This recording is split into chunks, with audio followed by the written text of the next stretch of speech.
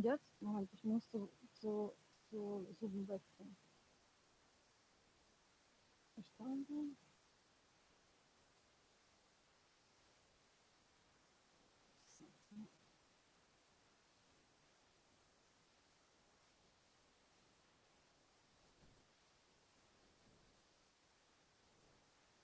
So, guten Abend, liebe Damen und Herren, liebe Studierende, liebe Kolleginnen, liebe Ukraine-Freunde. Ich begrüße Sie herzlich zu unserer Vortragsreihe Diskurse zur Ukraine in Deutschland. Mein Name ist Halina Leonti.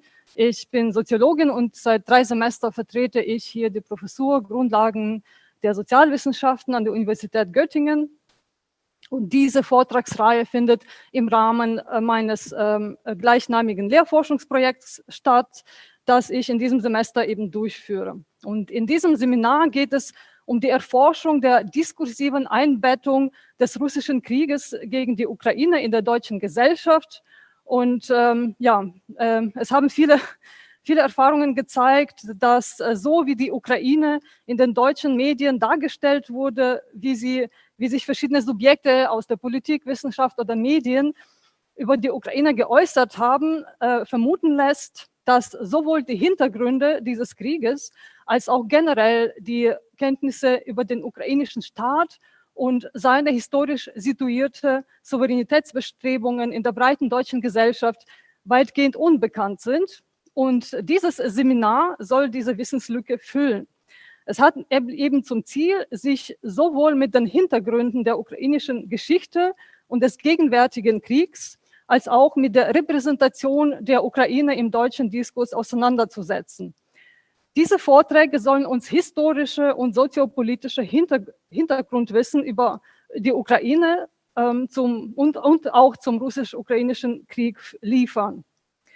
Später werden unsere Studierende im Rahmen ihrer Gruppenforschung diesen Fragen im Laufe des Semesters nachgehen, aber in den nächsten Wochen werden wir uns Experten und Expertinnen zur ukrainischen Geschichte, Politik, Medien und auch zur Rolle der Propaganda in diesem Krieg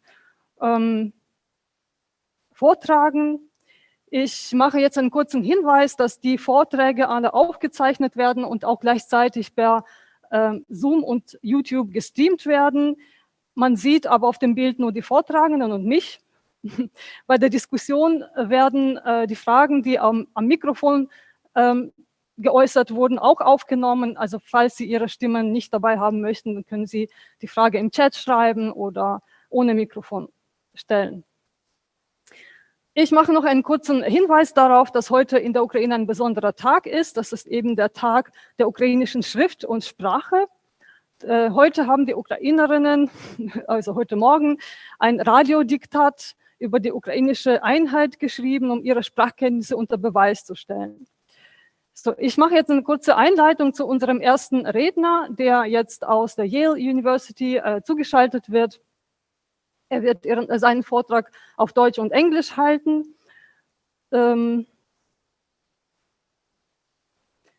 Yevhenii Monastyrskyi is a historian and a social scientist.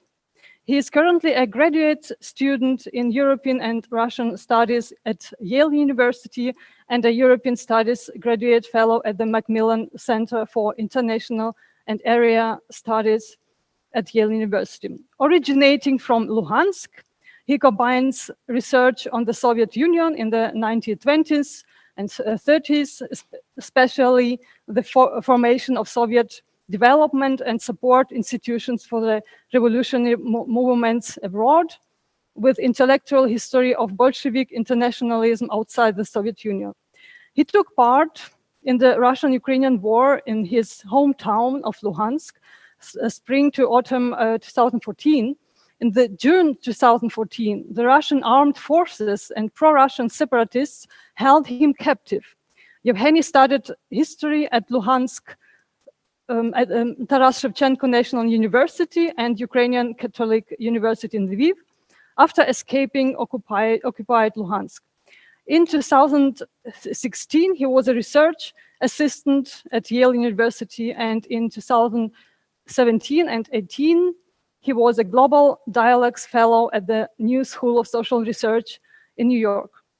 In his presentation, Yevhenii Monastyrskyi would like to share some thoughts on Ukrainians' relations with Europe over the centuries. He will begin by introducing the central thesis of his presentation short lecture. Ukraine and Europe are each other's dilemmas and a predicament from which neither can escape. Ukraine and Europe are in this predicament together, for better or worse. This issue will be divided into 6 parts. In other words, he will discuss 6 distinct dilemmas or levels of relationships. They pertain to history, the nation, civil society, the truth, war, and the actual relationship with the European Union. So, Yevhenii, the stage is yours. Danke. Ja, zunächst möchte ich Ihnen für die Einladung danken und insbesondere Professorin Leonti und für dieses kurzen Vortrag zu halten. Ja, so, ich werde über die Konvergenzpunkte in der gemeinsamen Geschichte der Ukraine und der Europäischen Union sprechen. Es ist wichtig zu verstehen, dass es aus der Sicht des Kriegsbeginns im Jahr 2014 und aus der Sicht ein Historikers der Ukraine des 20. Jahrhunderts sprechen werde, der ehrlich gesagt nicht gerne mittelalterliche oder frühneuzeitliche Geschichte lehrt. Dennoch werde ich versuchen, über die gemeinsamen Raum der Geschichte für uns zu sprechen. So als Lehrer, der hier an der Yale University Seminar über die Geschichte der Ukraine unterrichtet, weiß ich, dass viele Studenten und Kollegen für diese Lektion, Kurs gerade deshalb gewählt haben, weil die Ukraine sehr schnell in den Mittelpunkt der Aufmerksamkeit gerückt ist. Und das überrascht mich, denn es sieht als ob sie seit 2040 im Mittelpunkt der Aufmerksamkeit steckt. Und sie hätte zumindest schon früher im Blickpunkt stecken müssen. Aber nicht alles ist so, wie ich es uns wünschen. Ich werde auf Englisch sprechen und ich werde versuchen, Zeit für Fragen lassen. Und leider kann ich das Publikum nicht sehen und ich weiß nicht, wie viele von Ihnen das sind. Aber ich hoffe, dass Sie sich dafür interessieren werden. So, today I'd like to share some of my thoughts about Ukraine's relation to Europe in history, but I will begin my presentation with a already given you a central theme in case you want to plug out like in a minute.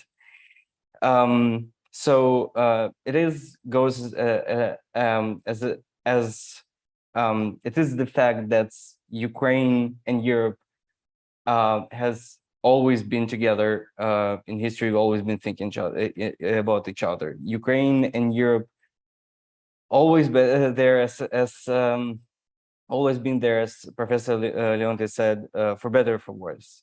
I would like not to talk about dilemmas, but more of like Konvergenzpunkt, about tensions.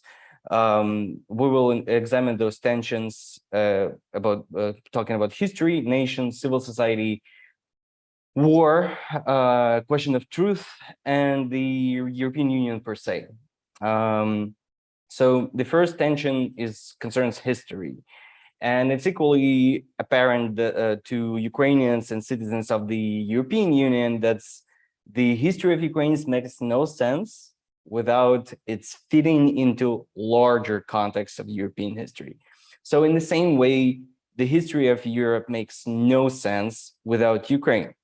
So using a few examples, I will quickly illustrate this point. When examining history of Ukraine, one observes the reflection of every significant stage of European history, albeit it's in kind of exaggerated manner. Yes, but with the participation of Scandinavians, Khazars, Jews, and other nations, other factors. For instance, Renaissance. Of course, you have it in Ukraine, but in the form of Renaissance, which spread to regions that were never part of Roman Empire, though the Polish and Latin languages, through the Polish and Latin languages. The intriguing aspect of Renaissance in Ukraine is the part of as the part of the world is that it's possible to have it without the classical era in the case of Ukraine. That is, rebirth can occur without previous birth.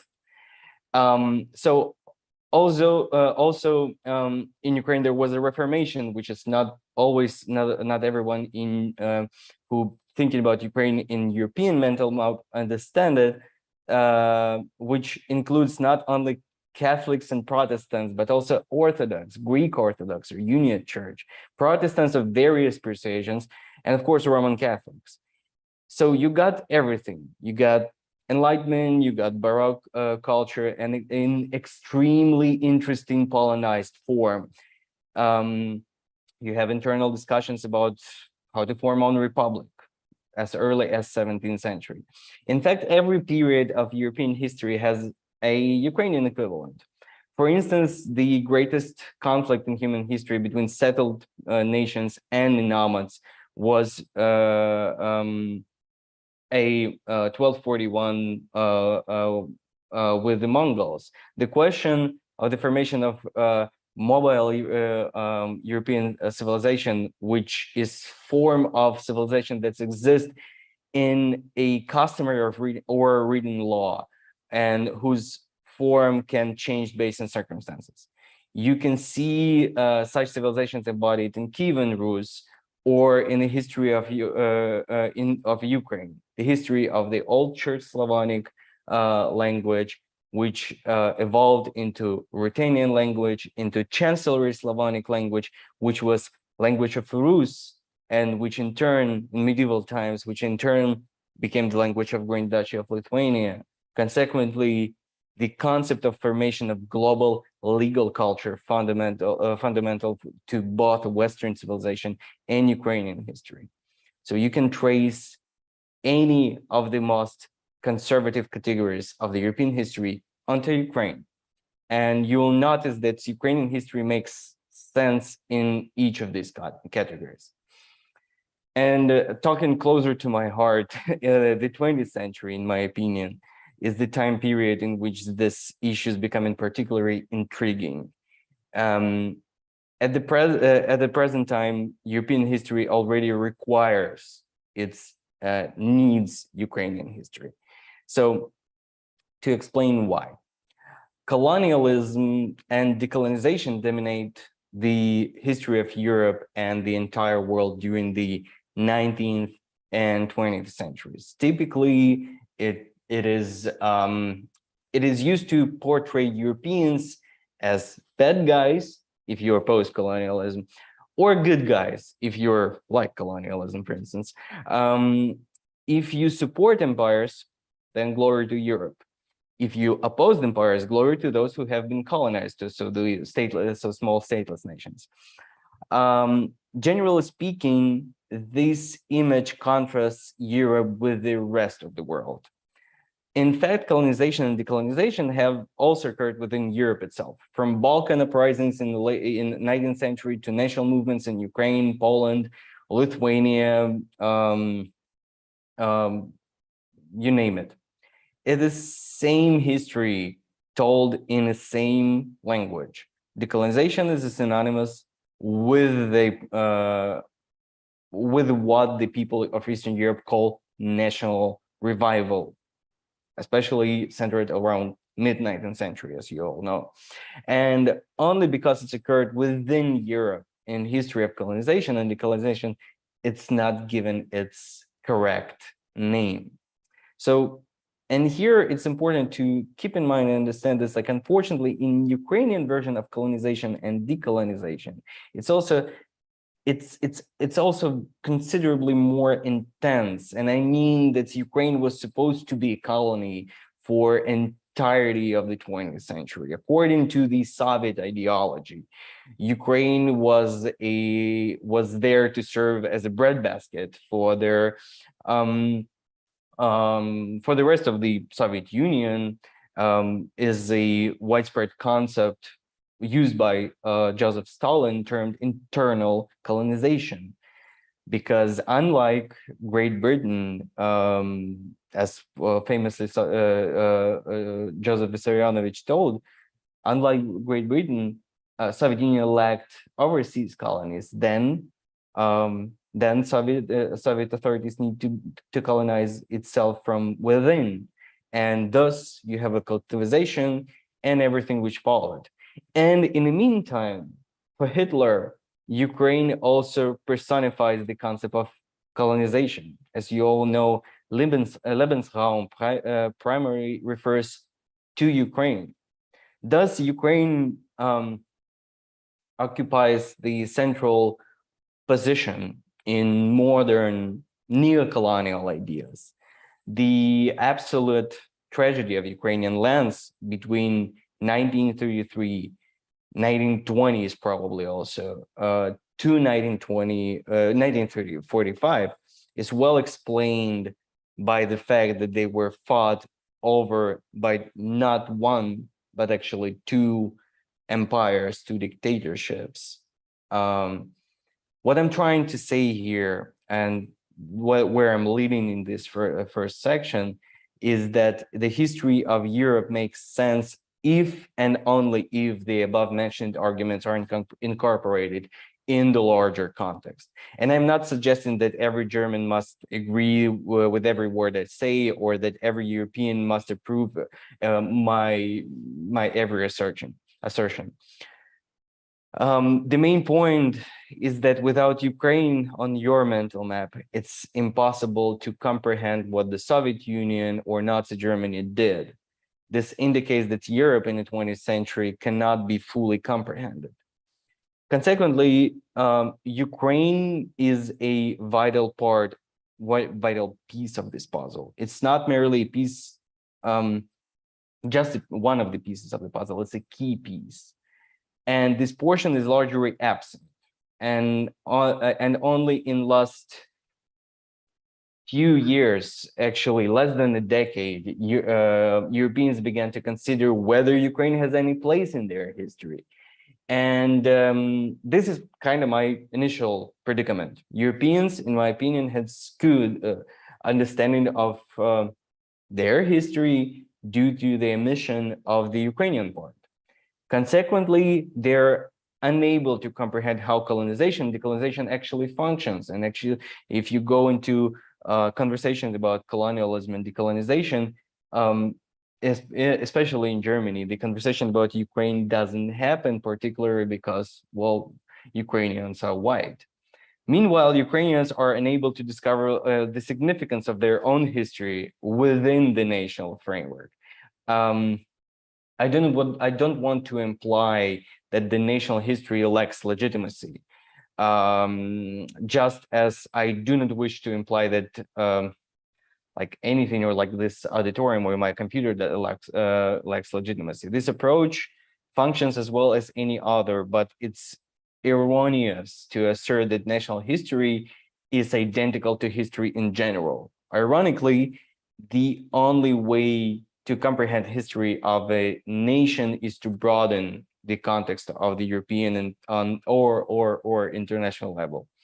So even if one interested in Ukrainian history, a broader context such as European context as I proposed, as is as necessary to understand what's going on and how to put it on your mental map. So here we come to the second tension, and second tension concerns nation. So here we can get into a larger debate. Of course, we don't have time for this, of what nation actually is, and the question of what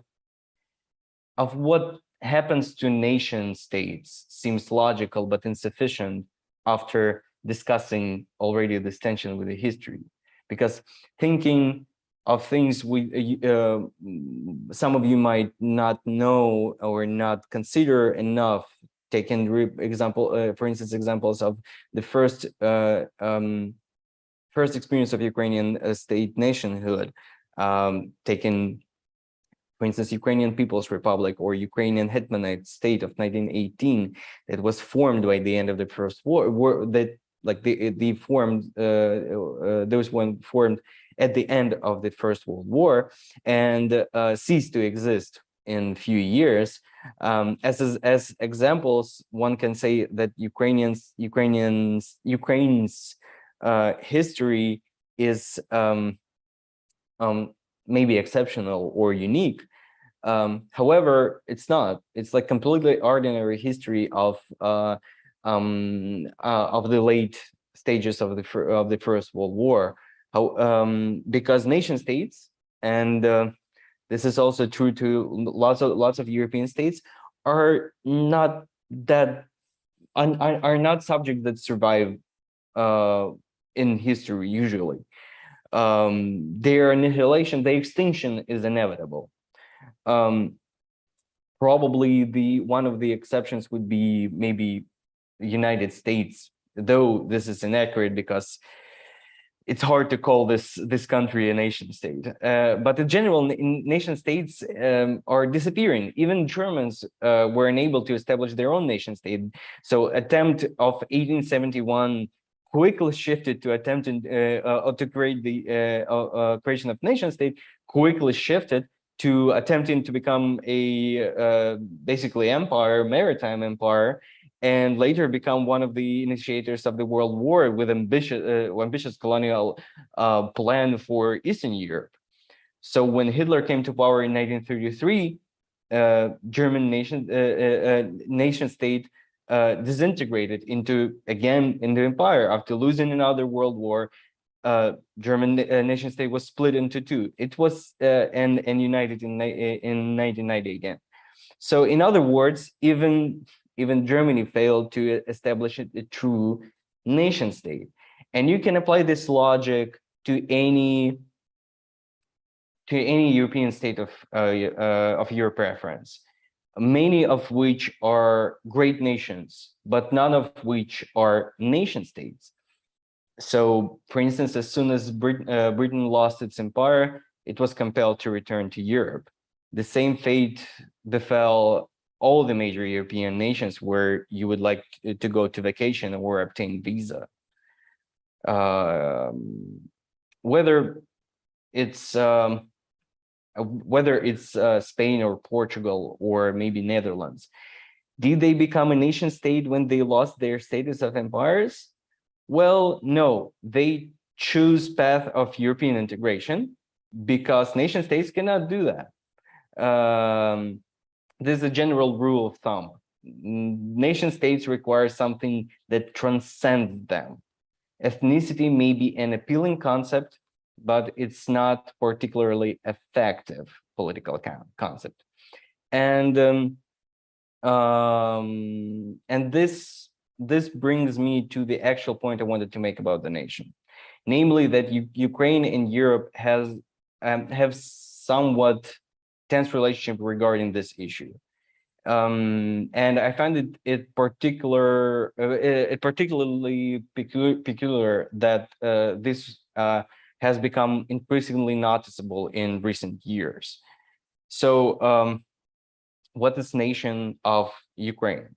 So in my opinion, it is primarily and most vividly a political nation. It does not rely on, for instance, shared understanding of history, which, to be honest, in Ukraine does not exist. However, it should be understood that neither European, no, I don't know, American or Canadian nations are possess this mutual acceptance and agreement on history. You don't even have you don't always even have a common language. For instance, Austria or Switzerland or Luxembourg doesn't have their own language. This makes the situation absurd, as it is the same when the Germans assert that Ukrainians did not exist as a nation because they speak Russian. So does this imply that that somebody ceased to, like, for instance, Germans cease to exist when Ukrainians start to speak German? So in both ways, West and Europe, we can speak of this lack of self-awareness. Additionally, neither Swiss nor the Austrians have their own language. There are two languages spoken, for instance, in Canada, and neither of those languages called Canadian, and therefore none of us have our own language. But when we encounter Ukrainian or when Europeans encounter Ukrainian language, there's a usually can be a bold declaration that's, oh, your nation does not exist because some of you speak Russian.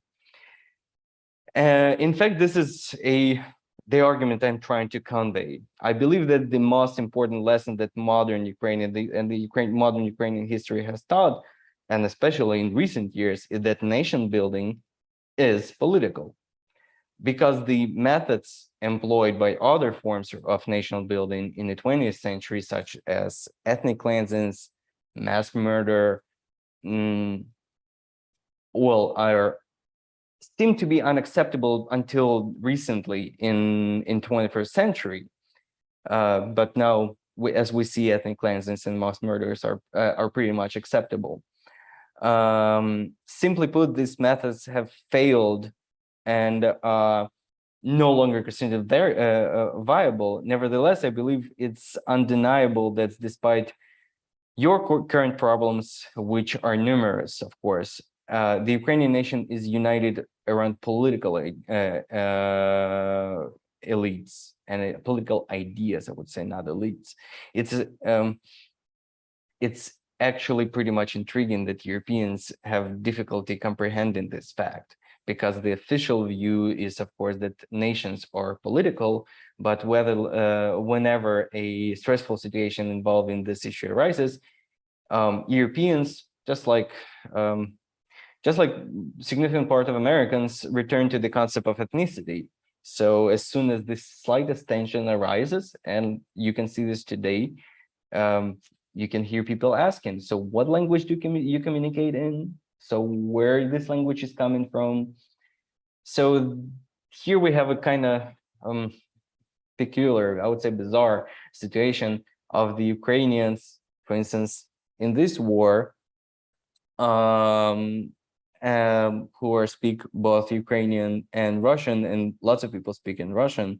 But whether you speak Ukrainian, lots of Europeans can assume that you're a Ukrainian nationalist. And if you speak Russians, well, some Europeans assume that it's a sign of loyalty to Russia or to Putin himself. Obviously, this is not my point of view and not something I'm trying to convey, but it's important to stress that West tend to revert to this ethnic way of reasoning in the times of crisis, and Ukraine represents a challenge to this. Ukrainians are not Russians simply because they speak Russian. Historically, Ukrainians spoke or historically, Ukrainians spoke multiple languages, and probably in the history of Ukraine, more Ukrainians spoke Polish or Lithuanian than Russian in a longitudinal scale. But the West has a lot of issues with that, and I can be here, for instance, in the United States and tell people that's my homeland is bilingual country, or Kyiv, where I resided till basically I left for United States last year, is a bilingual city. In meantime, Europe has only one bilingual capital, and this is Kyiv. And for some reason, lots of Europeans are skeptical. Nobody thinks about Kyiv as bilingual city. This is an argument I keep trying to make, but no one seems to get it. And I believe that the reason for this is its own limitation in the West, which is the same in Russia as it's in New York, as it's in Berlin. People believe that everyone have to speak same language. Therefore, the second tension or second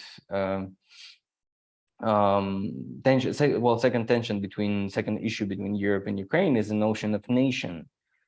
Because ironically, Ukraine represents the political ideal of multi-ethnicity and multilingualism, the embodiment of something pretty much non-existent in European idea,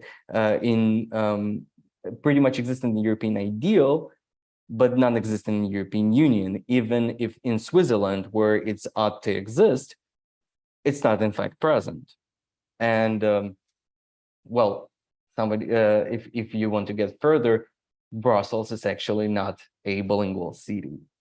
Therefore, multiculturalism in this way not actually exist in Europe, despite the fact that it is been discussed and it's been presented as one of the Central European ideas. However, you have however, you have to see this like in Ukrainian situation, it's present, but nobody talks about this. The irony is that you can see Ukraine as an exemplifier, signifier that Europeans consider to be positive, but they cannot see it when they look at Ukraine directly.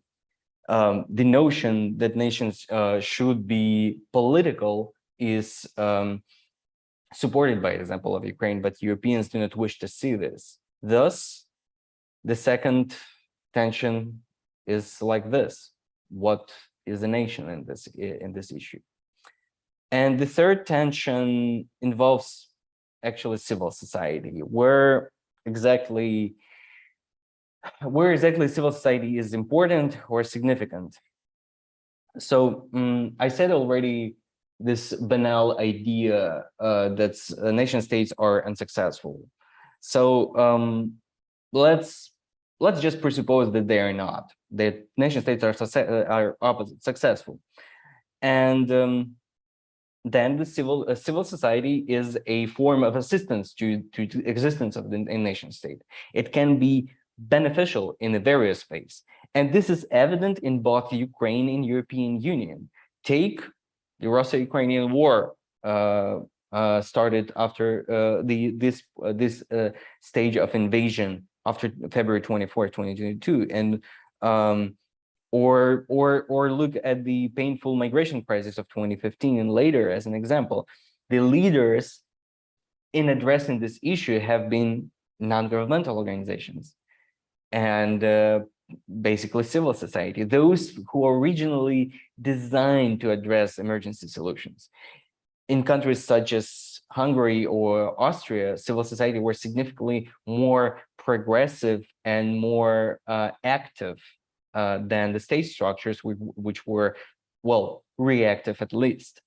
So, for instance, in this case, Austria exemplifies how the small shift in attitude towards the problem can get brought about by civil society. In fact, this is the purpose of civil society, to perform tasks that state does not want to perform. For instance, this war between Ukraine and Russia since 2014 depends largely on Ukrainian side, where civil society does what Ukrainian government not always can do. So you have horizontal links which performing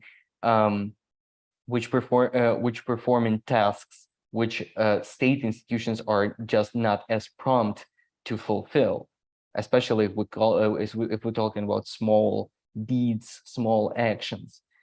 So up to if we're talking before February 24th, 2022, sometimes it's up to all the way up to prisoners exchange. Civil society carry tasks that state not always have capacity to perform. So why is this crucial? Because what civil society has to offer historically is been usually forgotten by Europeans. Civil society can reach locations, places where state not always have capacity to reach, and it succeeds in establishment of norms and institutional frameworks that exist outside of states' purview.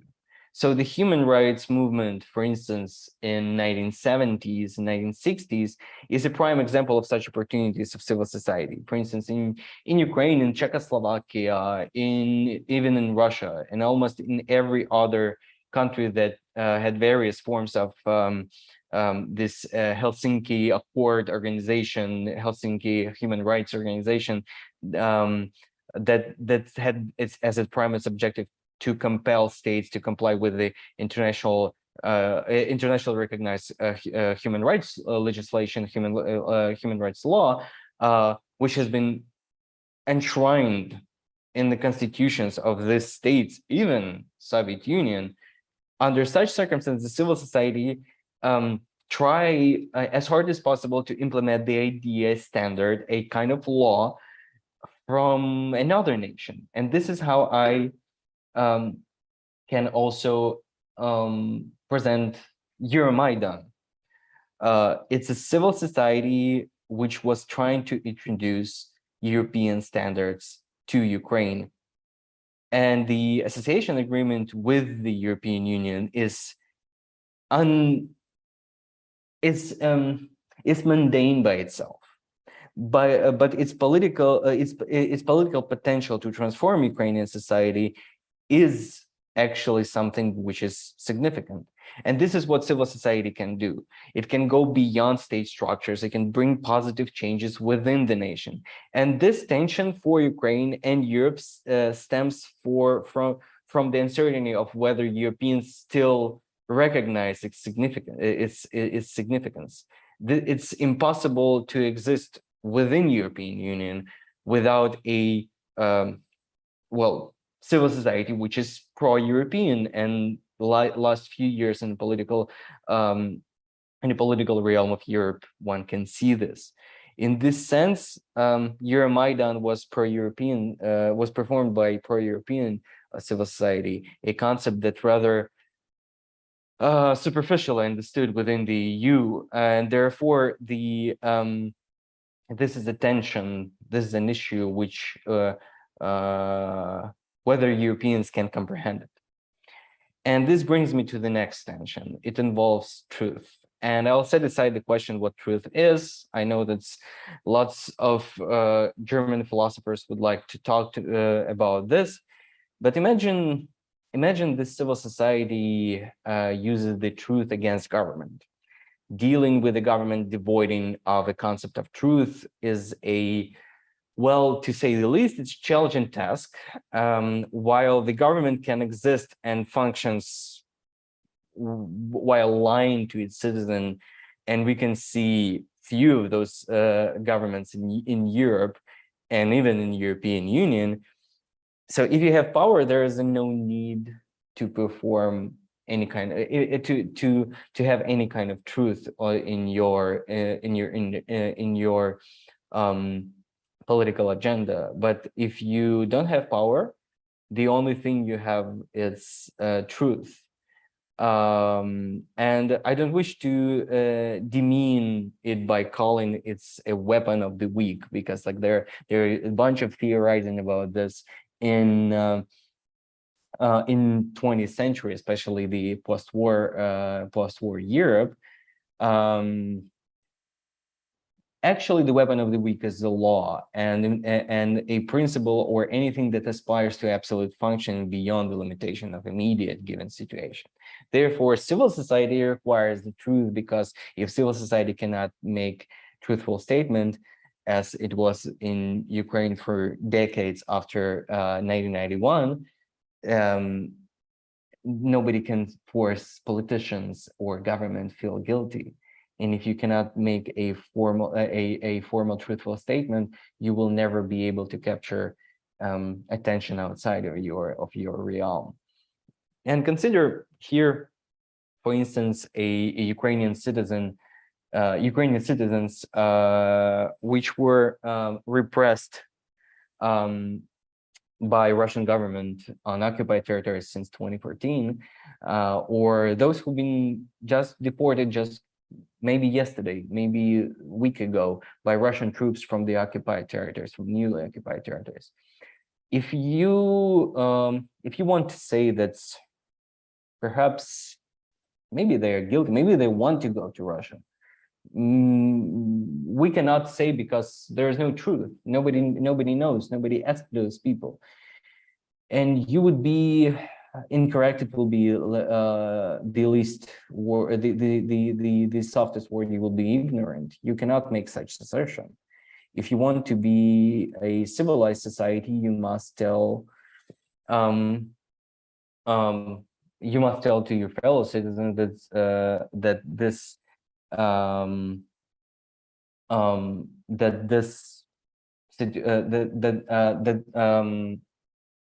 that some people are prisoners of conscience, that some people being deported, and this is a hard topic to talk about. If you cannot speak from the position of truth in this case, you'll be not able to address the international audience. And this is what Ukrainians are also doing, also historically, since Holodomor in 1932-33, when Ukrainians were trying to reach foreign audience, talking about man-made famine, and in 1917-18 trying to reach its legitimacy as an independent state. Because the world is the only capable of understanding of absolute statements, and this is very important, because what one would say, what makes it so interesting or intriguing, as a result of the fact that the war between Russia and Ukraine, which actually began in Euromaidan in late 2013, is about the war, the occupation that began at that time in early 2014, and many other things as well. It concerns human suffering, it concerns life, it concerns death, and the possibility of your own state's existence, not only Ukrainian state existence, but your own state existence as a future of Europe, because as I said in the very beginning, Ukraine always been an integral part of European history. And again, and against this backdrop, Europe faces a dilemma, a issue here. So on different levels of interaction between Russia and European Union, it has been obscure. Europeans struggle to see things as they truly are, and been struggling till basically February 24th, 2022. I observe and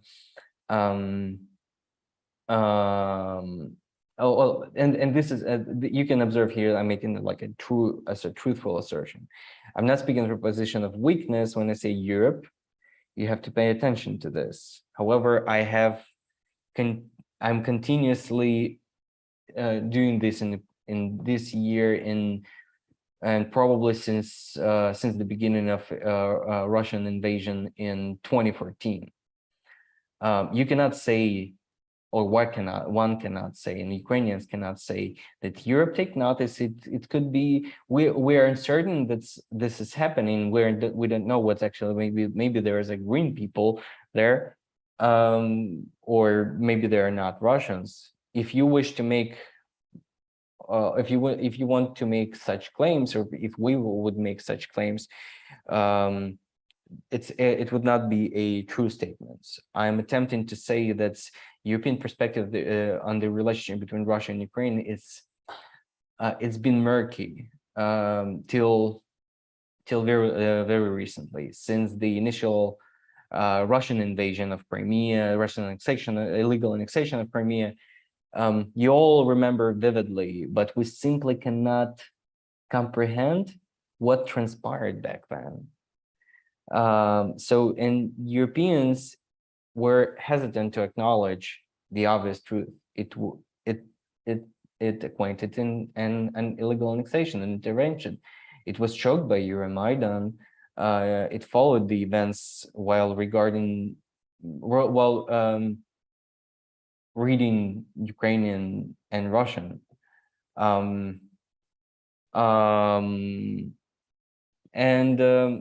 At this instance,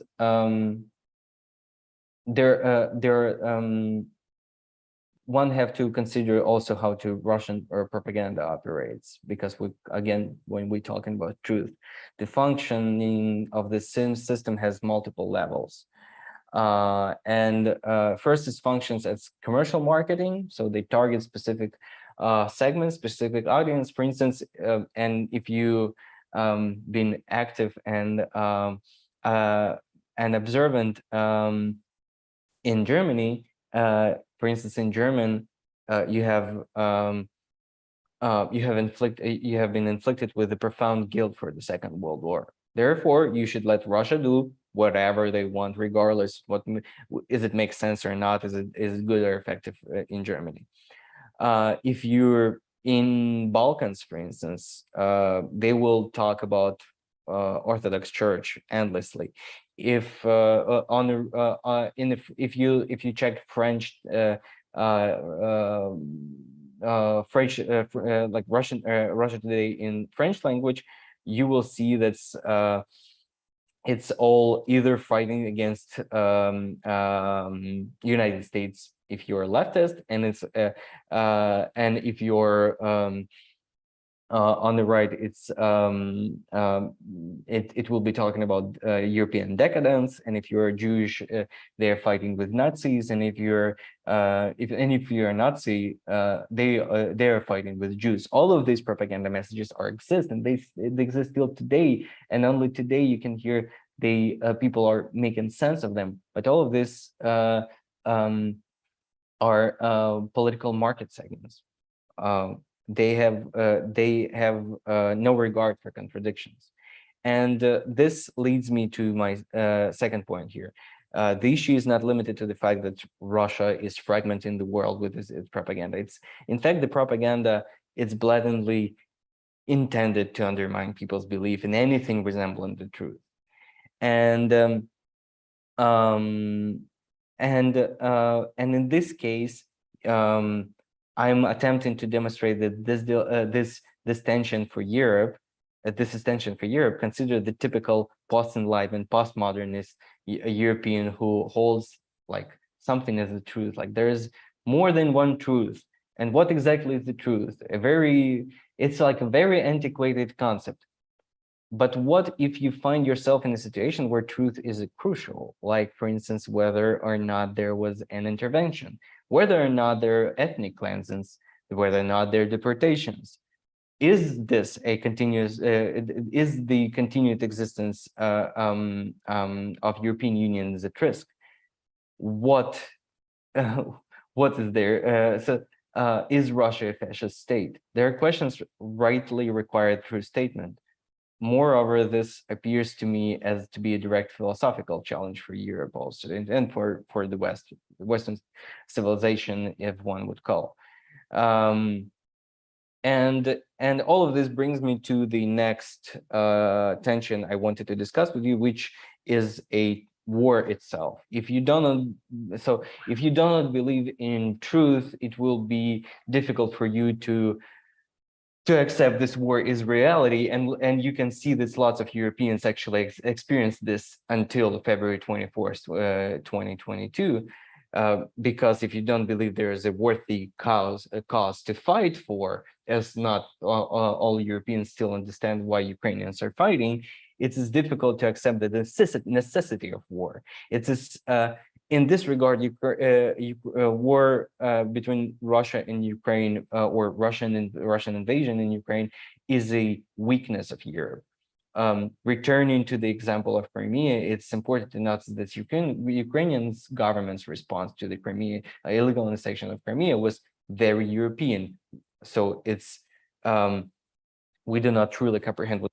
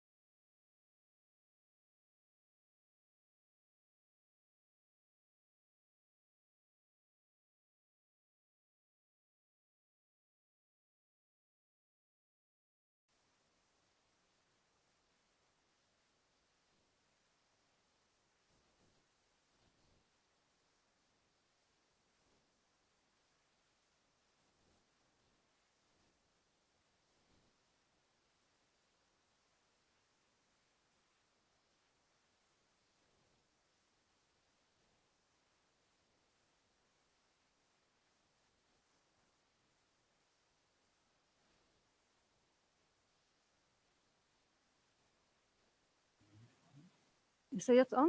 Ja, ich glaube schon. Ja. We have a problem with the tone in your side. I think we should stop now. I'm sorry. we can't hear you. Yes.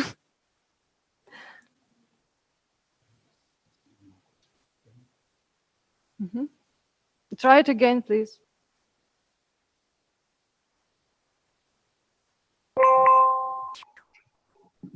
Okay, can you hear me now?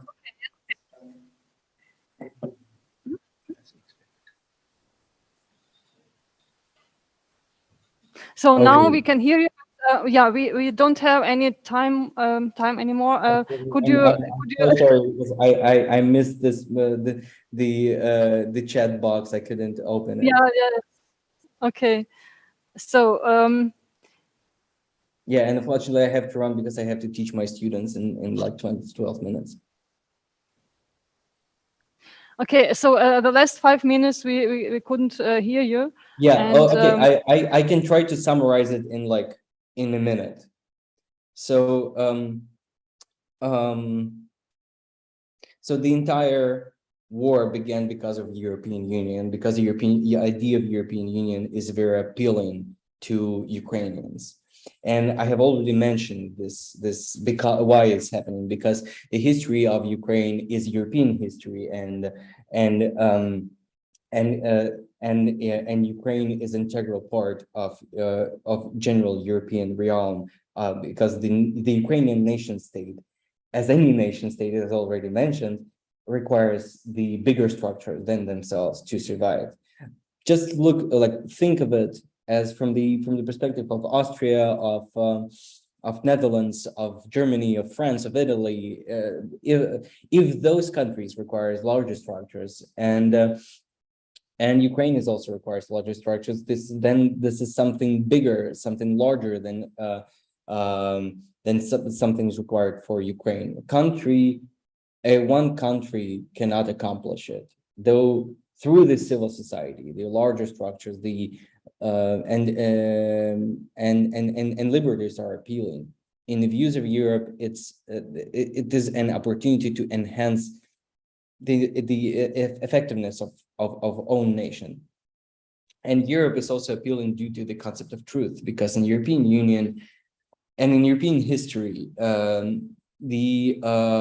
it's a territory where historians and journalists can find employment, while on the east from Ukraine, historians and journalists are, well, dangerous professions, to say at least. And of course, Europe is an attractive escape route from this war. And in all of this sense, European Union appears to be a optimal solution, because of the shared history between Ukraine and Europe, and concerning all of these tensions, this is the reason why Ukraine has European history, and that's the whole this war at large is about Ukrainian presence in European history. Thank you.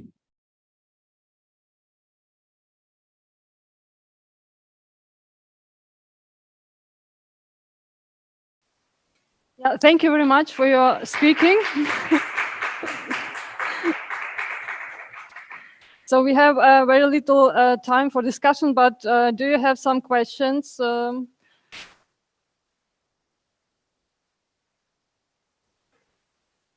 who will start? I must say, I literally have 3 minutes because I have to run to other part of campus to teach. So, okay, because I understand. we started later. I'm sorry. I'm really sorry. Okay, I understand. So thank you very much for your speaking, for being here, and yeah. Yeah, have a nice day. If you have angry emails, you can give my email and write and lash out on me and say, oh no, you're wrong. Russians are beautiful people, and Ukraine is not a nation state. It's just a creation of Lenin. Please send it to me. I will put it in a trash can closer to all of the other crazy things.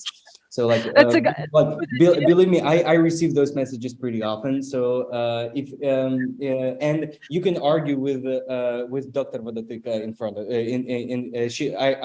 I put her instead of me. Okay, that's a good idea. So we continue our discussion by email. Bye. Have a nice day. Bye. You too. Take care. Okay. After this little accident, we will continue, and so our next. Where are you? Where are you?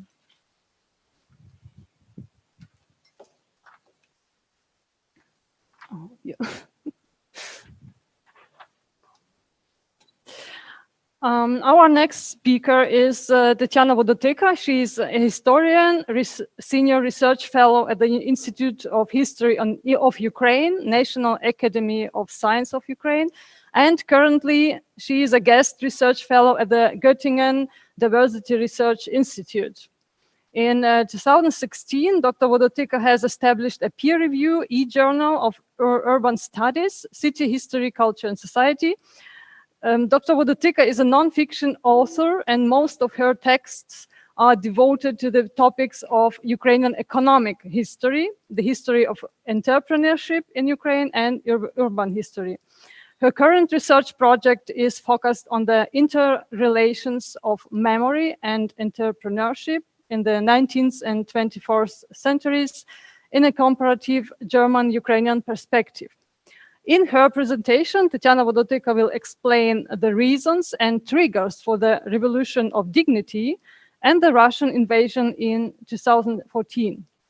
Of course, some attention would be drawn to the profound changes that these two prominent events led to, mainly in Ukraine, but in the EU as well. She will make a brief overview of the Russian-Ukrainian War in the context of the hybrid aggression theory and the role of history and memory in the aggression's legitimization. The religious, humanitarian, food security frames of the current war will be considered. So now we need your presentation. Oh.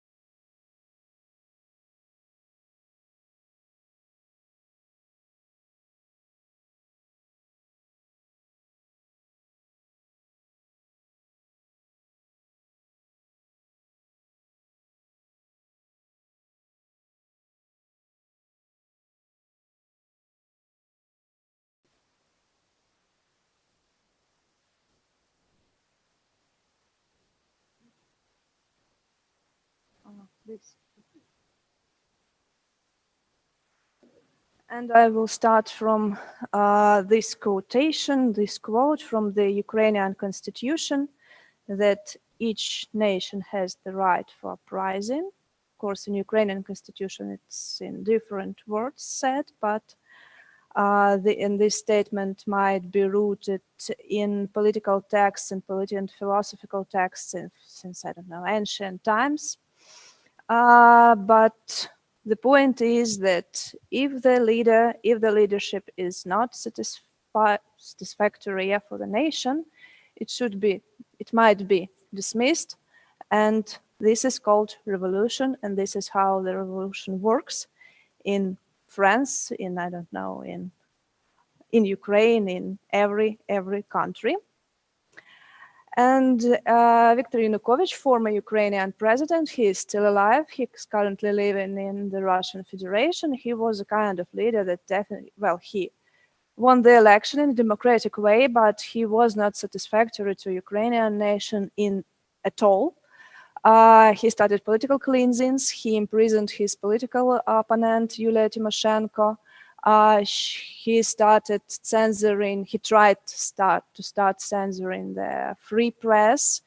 The legal takeovers of business became awful in their regularity. And lots of Russian agents, openly or not so openly, were infiltrated in Ukrainian army, in Ukrainian secret services, etc., etc. This also explains some issues in Russian-Ukrainian War, for example, and some Ukrainian defeats. Also, the Kharkiv Agreement was signed. It's a kind of treaty which allowed the Russian Navy fleet in the Black Sea to stay in Sevastopol. This is famous port in Ukraine, which is currently occupied, to stay until 2042, and it was a huge scandal, in spite of which the treaty was granted a parliamentary sanction. Corruption, and this feeling of second-hand embarrassment for the president of my country was so sticky and was so nasty. So it was two and a half years were, maybe 3 years were enough to understand that things are going really wrong, and that the state is moving into, Ukrainian state is moving into the wrong direction. And this photo from the Euromaidan, it's in Russian. My colleague has been speaking about Russian language, really, he explained it in a right way, I think. So the Russian language is not the point of being pro-Russian.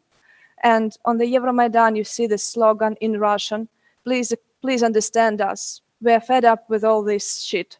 So it's time to stop. It's time to change something, to try to change something.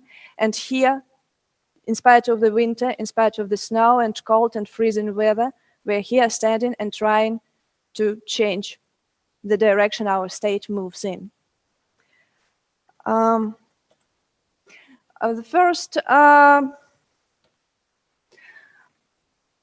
Euromaidan, why it's called Euromaidan? Because it started from the wish of certain circle of people to support the idea of, to express the support to the idea to sign the association of agreement between European Union and Ukraine, and everything started with this post in the Facebook of Ukrainian journalist Mustafa Naem. He's currently working in Ukrzaliznytsia, Ukrainian National Railway Company. So you see 13,000 likes and reposts, and he was asking to come to my Euromaidan, which is basically the main square of the Kiev and the main square, kind of the heart of the whole Ukraine, to come and express the support and bring good mood, warm tea and blanket. So this is the start of the Euromaidan, and you see people holding Ukrainian national flag and the flag of the European Union. And these flags became a kind of symbols for the whole revolution of dignity, and people actually died holding, people were shot holding these symbols. I think no one in the European Union died holding a European flag, or maybe not, or maybe yes, maybe I'm wrong, you might Google it. But the former president, Viktor Yanukovych, refused to sign this association of agreement of association during the Vilnius summit, and well, this opened a new political era in Ukrainian, a new era in Ukrainian politics. And the next day after after he refused to sign the association, the students' camp that was established in these 10 days was demolished by police, militia in those days. Forced, you see, they are kind of stepping on Ukrainian national flag. And there were those students were the first victims of Euromaidan. And this forcible dispersal started, kind of pushed the revolution of dignity into the next level. So there are several stages, several steps, in this revolution, and from the 1st of December 2013 and till the 22nd of January 2014, it were camps and barricades in the Kiev city center, in the downtown. There were several attempts to break it up, to demolish it, but there was also an attempt to establish far less credible, far less convincing anti-Maidan, kind of, see, we have lots of population, we have lots of people that have different opinion on this point of view, but it couldn't be, of course, compared to Euromaidan, to the real Euromaidan. It was a kind of simulacre. So on the early days of December 2013, the monument to the Lenin in the Kiev city center was also demolished, and it was a kind of start of the processes of decommunization and so-called Leninapad. So lots of monuments to Lenin started to be demolished in lots of cities, villages, etc. And the last month, the last weeks of the Euromaidan, the winter of 2014 became far less tragic. And here you see the photos of son and father. They were teaching in Kiev Polytechnic Institute. And you see they are unarmed, but they are hardly beaten. And this photo became a kind of a symbol, one of the symbols, of course, of the revolution of dignity. You see our future, our academia, our scientific intellectual elite is our future, and its rivals, its opponents, its police, which is, of course, might not be considered as a future of the nation.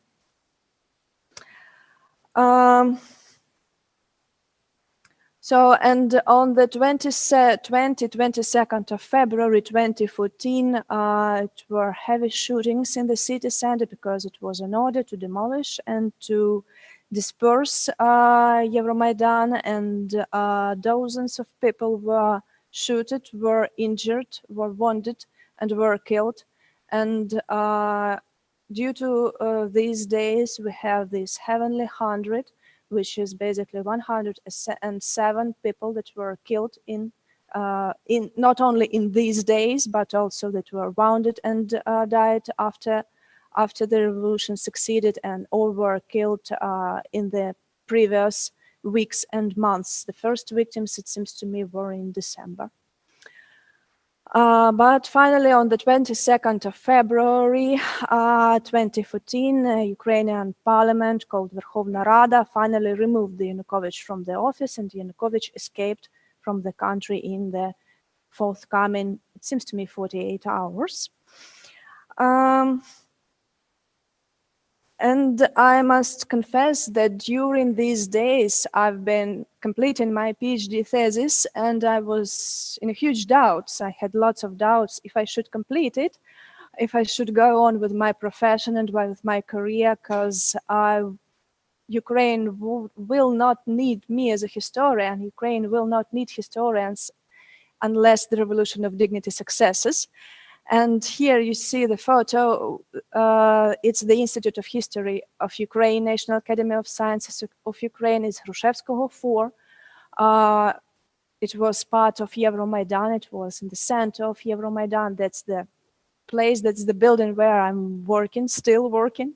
And you see these graffiti, which are by their author is artist sociopath. It's a kind of anonymous, well, it's the real person, but I don't know his real name. And these graffiti called icons of revolution. They are basically Ukrainian national, most prominent literature heroes. Yeah, it's Taras Shevchenko, it's Lesya Ukrainka, and I can't see the fourth one, it seems to me, Ivan Franko. So a kind of pillars of Ukrainian national literature. And you see the map where there, to have maybe better image of where the Revolution of Dignity took place. There's, by the way, the map of my colleague. So why do we call it revolution, and why do we speak about dignity? I have to stress that protests were almost all over Ukraine, including currently occupied Donetsk and currently occupied Luhansk, maybe except of Crimea, but I doubt that. Even including currently occupied Kherson, which is my native city. 20% of Ukrainians were involved in the protests, more or less, meaning they participated in the protests in a very different way. They were supporting the protest, I don't know, maybe supplying protesters with food or with blankets or whatever. People had the same goal, and it was European integration and establishing European values, the European way of life, European political system. And that was uprising against the autocracy and against corruption and against the law of the power. But what people wanted to do, wanted to have and wanted to establish is the power of law. I'm sure you feel this difference. After the Revolution of Dignity succeeded in 2014, in the times, well, it was obvious that Revolution of Dignity was a kind of trigger for the Russian aggression. But in spite of that, 70% considered Euromaidan as acknowledgement people's struggle for their rights. 70% Ukrainians supported still and wouldn't have changed their choice to support Euromaidan, not even knowing that that became a trigger for the aggression, that became a trigger for the war and for the invasion. Also, the desire of citizens to change not only the leadership, but the entire political system. That is why we call it revolution. And what should be noted, and my colleague also noted that, the role of civil society and the institutions of civil society, because protests didn't have central leadership. Of course, we had political leaders, but they were not, but they followed the vibe of the street, let me say. They were not the leaders. Here you see the map and you could see that I'm not lying. That's, of course, the Kiev and Kiev region and western part of Ukraine and also central part of Ukraine were involved more, but southern regions and northern regions and east regions were involved as well. Let us be cynical, have Ukraine profited from all that? And well, it's up to you to judge, but of course, in spite of those victims and in spite of the outburst of the war, and the Euromaidan has shown that Ukrainian society might be resilient. Ukrainian society is self-organized, and Ukrainian society is self-sufficient, and that networking can work really well and can lead to prominent and visible changes in Ukrainian reality. And these are the things that help to fight back Russian aggression in the forthcoming months and even till now. Because my colleague has been talking about the lack of states' capacity. And this is, for example, supplies to different, troops or whatsoever. And this is what helps us to stand till nowadays. And Euromaidan also became possible, and its success became possible due to institutions of civil society, but also it became a soul and a background for the forthcoming institutions which are active till nowadays. For example, those volunteers that supplied protesters with food, for example, they are active till now. They established, they built their capacities, and they turned into really powerful institutions. I mean, NGOs, of course. Of course, Euromaidan is the third revolution that Ukrainian state and Ukrainian society faced since 1991. 1991 is the year when Ukraine got independence, and some of you might know about the Orange Revolution, 2004. And of course, 3 revolutions in 30 years, it's maybe too much, but nevertheless, that's how democracy works, and that's how Ukrainian nation is being built. After Euromaidan, we're having new heroes, new political elites, and we have new dates to remember those who sacrificed their lives to Ukraine and to values to the Ukraine of their dream, for example. And 21st of November, in 11 days, that's the National Day of Dignity and Freedom. Maybe you would like to, I don't know, to make an homage to those who sacrificed their lives to the ideals of freedom. On the 20th of February, since 2015 year, we have the National Day of Remembrance of Heavenly Hundred. And we have new networks, we have new institutions, we have new generation of politicians, and we have new Ukraine, which was good for Ukraine, but not as good for some of Ukrainian neighbors. And here I come to the second part of my talk and presentation, which is devoted to Russian aggression and Russian invasion. And here you see the timeline, which goes back to the first years of 20th century. And of course, Russian-Ukrainian relations is a really complicated topic. And of course, it can't be fit into this timeline. It can't be fit into one presentation, into one talk. But what is important to stress is that Ukrainians struggled for their independent state since 1917. You might know what happened in 1917. The Russian Empire declined, and all the national outskirts of this Russian Empire started to think about their national states. Ukrainians was not an exclusion, were not an exclusion. But Ukrainians has lost their war for independence in 1917, 1922, and that is why we're fighting for our independence now, 100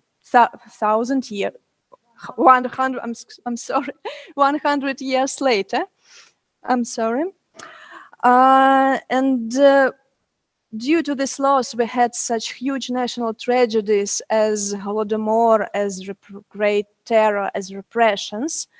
And we've lost our sovereignty, our subjectivity for these years, but we're fighting it back. And what is important then, in the meanwhile, Ukraine got some territories, for example, Crimea, which became the part of Ukrainian state in 1954. This is one of the, I think, pillars of Russian narrative that, that Crimea was a kind of a gift of Ukraine to Ukraine, but it was not a gift, and the presence of Crimea in Ukrainian national borders, was admitted by Russia by several international treaties. And in 1975 in Helsinki, or so-called Big Treaty in 1997. In 2014, Ukraine was an independent state with its territory, with its borders internationally recognized, with its way of life and its vision of how to build their future. But of course, it was not, as I've already mentioned, it wasn't that satisfactory to Russia. And what I wanted to stress is that in spite of decline of Russian Empire in 1917, it doesn't mean that imperial way of thinking and imperial worldview declined as well. Russia desires now, Russian Federation desires to rebuild the empire, and without Ukraine, without its resources, without its intellectual, agricultural, economical potential, Russian empire is not complete. And this goal is inapproachable. So Russia is ready to use whatever it can to get Ukraine back. And now it turns out that these are one of the biggest, the two biggest post-Soviet states are fighting, and this is not the fight, not only the fight of the people, not only the fight of the state, but it's a clash of narratives, it's the clash of values, it's the clash of the vision of the future. Let me be pathetical. And of course, it's the most intensive warfare in European continent since 1945, and now it is even more intensive than Balkan wars, I must say. According to recent news in the morning, 77,000 Russian soldiers were killed. And I'm sure this is not the final figure. Another one important thing is that in 1994, Ukraine willingly refused to have nuclear weapons, which were inherited from the Soviet Union. And we had those famous Budapest memorandum, which were kind of guarantee to Ukraine, to our security, but it never worked, unfortunately. And Russia was one of those who provided the guarantee. And in 2014, Russia started this hybrid aggression. There are huge discussions what hybrid aggression is. Is it something new? Is it something old? Is it just a new wine in old wine skins? But anyway, we cannot deny that even till nowadays, Russia hardly admits that this is all-out invasion, that this is war, this is huge war, and it's special operation to them. In 2014, it was even something less important to Russian, because, well, it's just Crimea, it's just Donbass, you know, we are not fighting, it's in internal war. But Russia used different other opportunities to influence the situation in Ukraine. For example, blackmail, energy blackmail, economic, informational, cultural, all the spheres where Russia had influence were used to influence and to put the pressure on Ukraine, on Ukrainian society, to force Ukrainian society to surrender. But we never did. Why it became possible, I mean, the Crimea and Donbass were always on the periphery of Ukrainian state policy and Ukrainian nation building. Huge miscalculations in Ukrainian policy making and state building strategy led to this situation that Ukraine became eventually a victim of aggression. Of course, all those miscalculations are not justifying the aggression, but at least we are trying here to understand why it did happen. This photo you see here is actually mine, and it was made in July 2013, my last summer in Crimea. It's Yevpatoria, beautiful city which was established in ancient Greek time during the ancient Greek colonization of Crimea. And that's obviously the last time I saw this city. And the next photo is here. So you see here the Museum of History of Crimea, or so-called Eastern War. It was newly established, and this shows how Russia used soft power. So it always donated to establish, to renovate the museums that were important for Russian history, but Ukraine never had enough resources to establish or renovate museums or places or sites that were important for Ukrainian national narrative, for Ukrainian history, for Ukrainian state.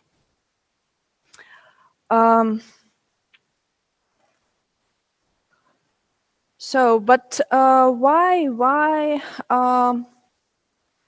Ukraine stood? Why Ukraine still survived?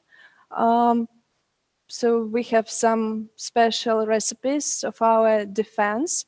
First of all, the restoration of military history of Ukraine and traditions of the army of that 1970, 1922 I've been already mentioning. Ukrainian People Republic, this is the state that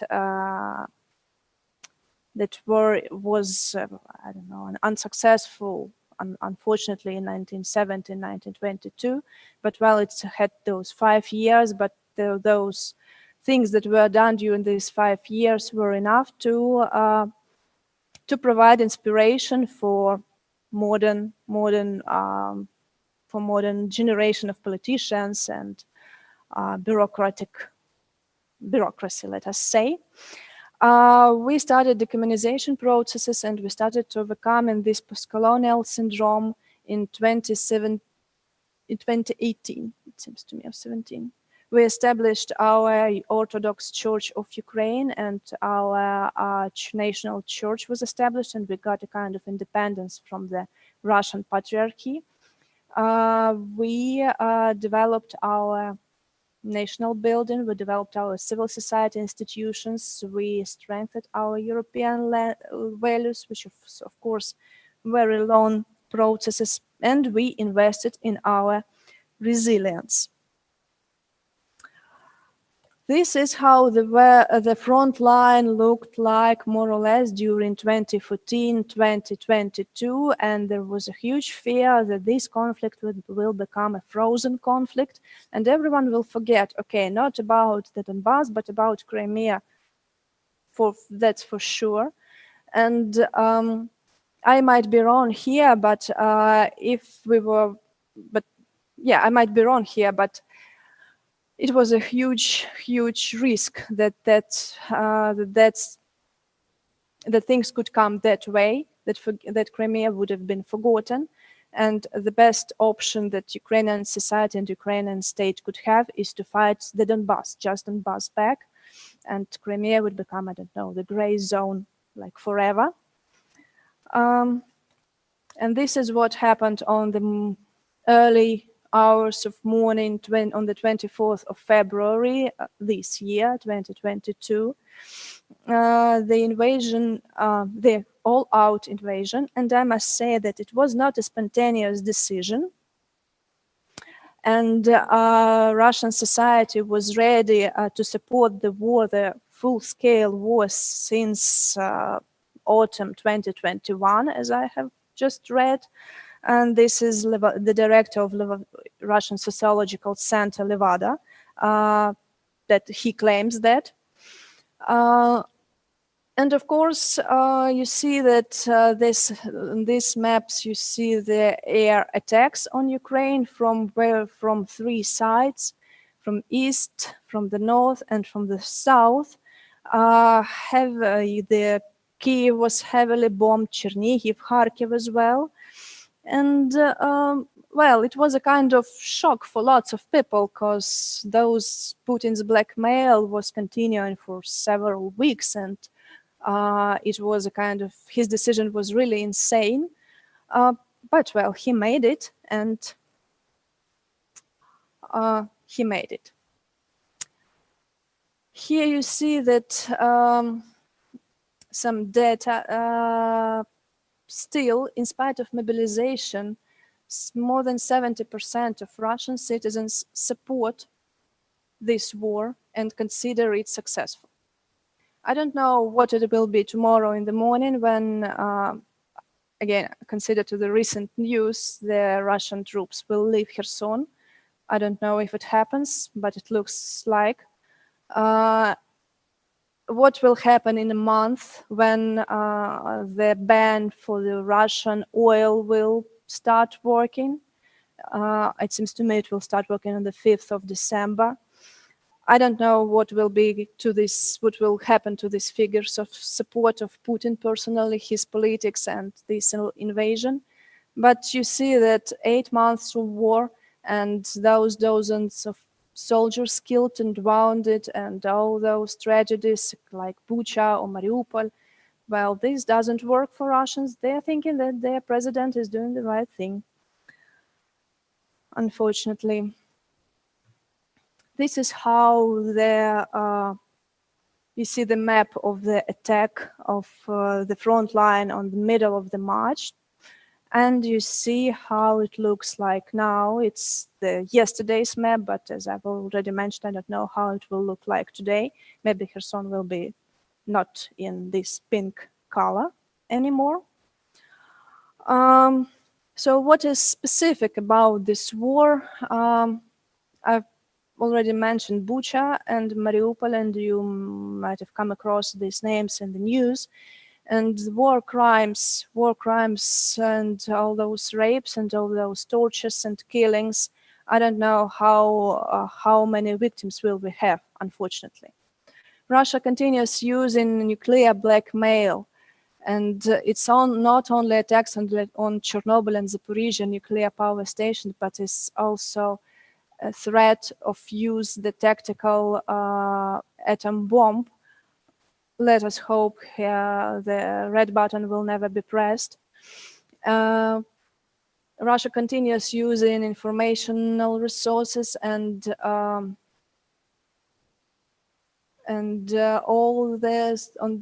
those network of agents that have been built for these dozens of years in European Union. And we still have this threat of being invaded from the north, meaning the Belarus territory, and Belarus and its president, so-called President Lukashenko. He's a kind of Russian ally, Putin's ally, and he admits it. We also have this quasi-state Pridnestrovyan Moldavian Republic, which is on the south near Odessa, and we have to be aware of the possibility that at least some troops might invade from that side. And you might come across the discussion if the things that Russian occupation army is doing in Ukraine might be called a genocide. I just raise up this question, but will not stop on it because it's not enough time and space here to talk on it, but you may think of it, because lots of people are deported to the Russian Federation, including, for example, kids, which do not have their own will. And the global frame of this war, of course, this war is already not the war between Russia and Ukraine, because Russia has allies, not only Lukashenko, but also Iran. And this war influences world really in a very prominent way. Grain supplies and food security are endangered. Gas transit, but well, now European Union seems to secure its energy supplies. And this war influences logistics, of course, and everything becomes more and more expensive because of this value, because of this influence. And as a historian, I can't help stopping on historical and humanitarian frame of this aggression, because the arguments Putin and Russian elite uses to justify this aggression, they lie in the field of history studies, and the completely different and, let us say, incorrect view of history of Ukraine. And it's based on manipulations. It's based on the fake stories, faking and tailoring history in that way that is okay for Russia, for justifying this aggression, neglecting those facts that are inconvenient for this picture, unfortunately. And I have to also to stress, this is a confrontation of narratives, and Russian propaganda turned out to be ineffective, not only because the European Commission proposal to ban the broadcasting of Russian media, but also because, well, it's simply not true. And it looks like that Ukrainian society and Ukrainian media and Ukrainian intellectuals and academia also, I must say, turned out to be more productive, effective, and more productive and effective in producing memes and jokes, and humor became a weapon as well, but Ukrainian weapon, which is really nice. It's better to laugh on your enemy than to be frightened of it, he or she. And what is actually a target in this war? Not only Ukrainian army, not only military, not only, I don't know, the military plants or factories, but also Ukrainian culture. And here you see destroyed museums, destroyed libraries. And on this, right to you photo, which is the longer one, you see the results of the last huge shooting, bombing of Kyiv downtown on the 13th of October, about a month ago. And this red building is Kyiv National Taras Shevchenko University, and these windows are windows of my alma mater, it's history faculty, and I have no idea why this building, really old one, built in the middle of the 19th century, suddenly became a target. And here, the lower picture, you see the library, really old library with old books. Well, it's ruined now.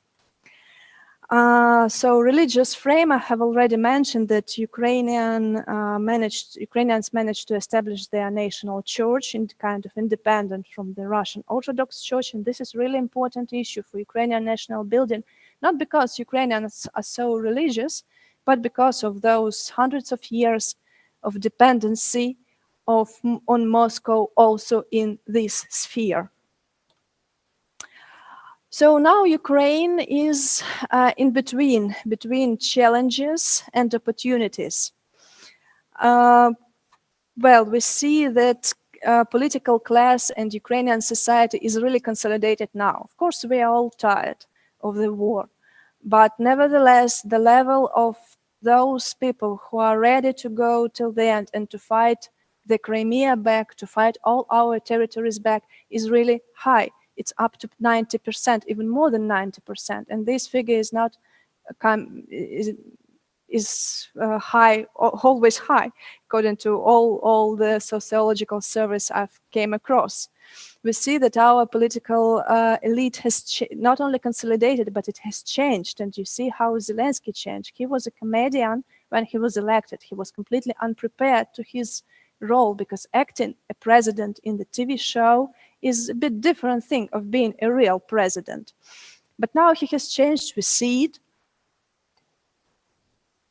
He has developed his skills, his strength. Well, he's doing his job really perfectly. And our society has changed, of course, a lot. And tolerance to all those things like corruption, or I don't know, cryonism is really low now. So it's a window of opportunities. Of course, we are paying really huge price for that opportunities. I have no idea how many people will be wounded, how many people will die, how many people will have those post-traumatic syndrome and will be frightened of opening champagne as a result. But nevertheless. And let me stop with, again, my picture that was taken in Crimea again, in Sevastopol, in July 2013. You see it's still Ukrainian. It's a private museum of the Eastern War, Crimean War. That museum was established by a philanthropist. So it was in Ukrainian language, as I remember it till now. And after the Crimean War, which Russian Empire has lost, it had to change. And the huge reforms started there. And what will happen to Russia when it loses this war? I have no idea. But what I am definitely sure about, that Ukrainian flag will be raised again on this building in some time. So that's it.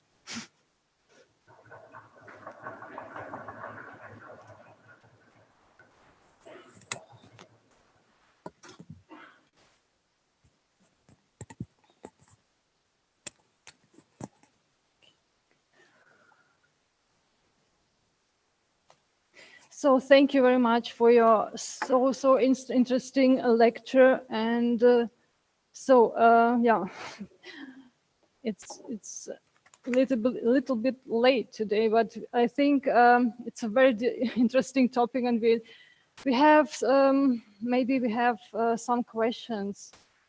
So how about you? Do you have some question for Tetiana, for Tetiana's lecture?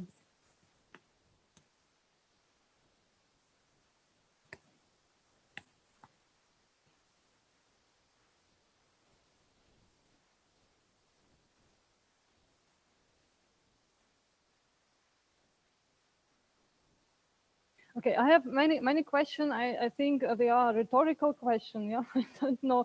So, for example, as you already mentioned, Ukraine's function is to complete the Russia empire. Yeah, okay, maybe. But why are Russian people, Russian men, ready to die for killing Ukrainians? Yeah, why are they ready to go to the foreign country to kill people and to die? Yeah, why are they hate Ukrainians so much? it's for me it's a very great question. Yeah. Oh.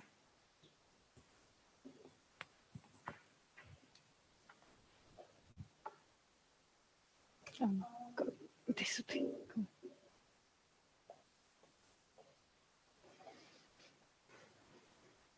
It's a hard question, of course, to answer, but I think that in Russia there is a huge struggle between television and preach. Which you don't. Do you know what is it? The struggle is. Or shall I Explain it? I shall explain it. Yeah. Television is a kind of synonym for propaganda, and of reach is a synonym for their level of life. So you may watch the television that shows you everything is going well. Why? You shouldn't be worried about the prices for the milk, for example. But when you come to supermarket and see that you can't really afford, I don't know, the milk or any other products, then it comes to the fridge. And you see the empty fridge and you see the television. What shall you, which side do you take? Your hunger, you're starving, or your mind, which accepts those messages from the television? Is it clear now? So they are told every day since the Putin was elected as a president, which was about 20 years ago, 22 years ago, that Russia is a great country and it has the right for something more in international relations that it has now. Well, Russia has Tchaikovsky, Pushkin, and huge army, and desires to play more prominent role in the international relations.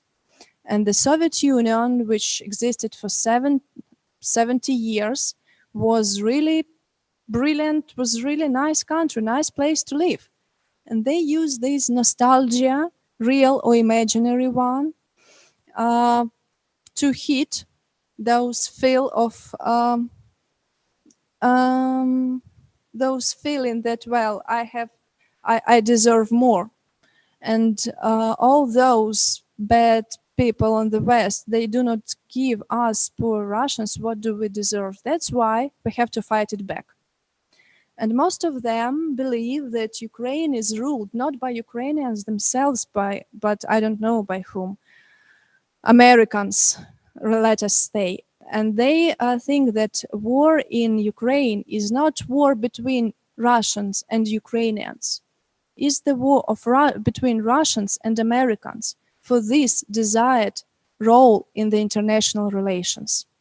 So they are killing not Ukrainians, they are killing Americans, let us say. They are killing their weakness. Yeah, they are killing their weakness by killing Ukrainians. Yeah, thank you very much. And yeah, but maybe the last thought. The historian Karl Schlögl writes, for example, that Germans had difficulty understanding the Maidan revolution, yeah? That solidarity with those under attack, yeah, mit den Angegriffenen, didn't work. They expected a revolution without barricade fights, a peaceful revolution, and now Maidan came as a people's movement, and people were ready to hold out in the cold and also to arm themselves to defend themselves against the Berkut militias and snipers. And even today, the Ukrainians' brave defense is not understood in parts of German society and not always in Germany. What paradigmatic shifts need to happen in the discourse for the Ukrainian perspective to be understood? Yeah, what should we do? How can the historiography and also the science, how should they develop in the future? What can be the solution? What should the solution be? My colleague would have not agree with me. Okay. But I have to say that the first step should be done by Ukrainians. And we are doing this step. We have to establish lots of seminars like that, like this one. We have to explain what is Ukrainian is, where is it situated, what's its history, what its peculiarities, why does it exist at all? And the main thing is that led to this situation that you've been mentioning is the lack of knowledge about what is Ukraine. Okay, let me ask you, dear listeners and students, who have been to Ukraine? No one. Who knows what is it Odessa? And who knows what is it Austin? Oh, I don't know. Who knows what is it St. Petersburg?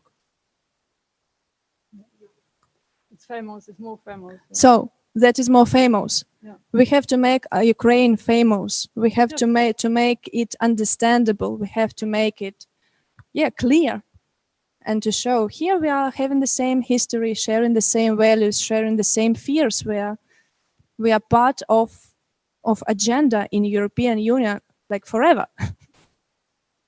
Okay, maybe it can be a good conclusion for today. And now, we will finish our first lectures, our first event. And so, thank you for your participation, and have a nice evening.